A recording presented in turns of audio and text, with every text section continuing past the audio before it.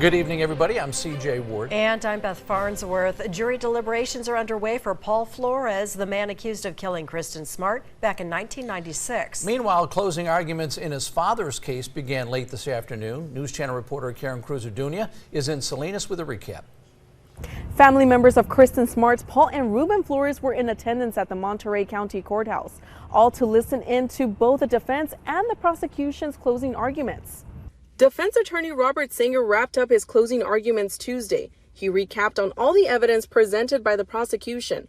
Ultimately, he says there is no evidence to convict Paul Flores.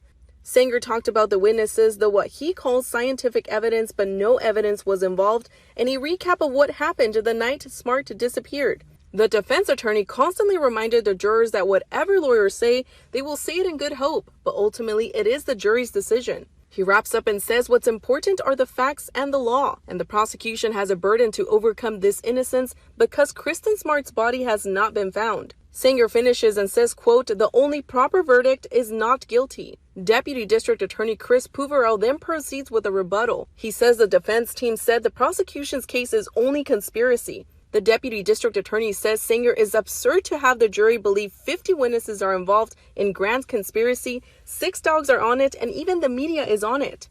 He talked about the evidence and the night Smart disappeared.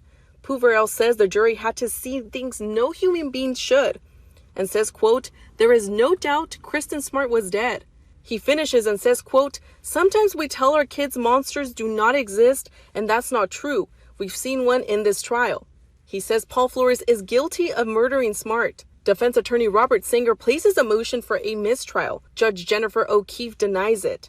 The judge then proceeds with giving Paul Flores' jury 2 verdict forms. One is guilty and the other is not guilty. The judge reminds them not to hesitate to change their mind, but keep an open mind, and tells them not to talk about the case or any kind of media related to the case. The only time they can talk about it is during deliberations. Paul Flores' jury was dismissed for deliberations at around 3 o'clock Tuesday afternoon. Jury instructions proceeded by Judge O'Keefe. Closing arguments for Ruben Flores began Wednesday at 8:30 in the morning. In Salinas, I'm News Channel reporter Karen Cruz-Udunia.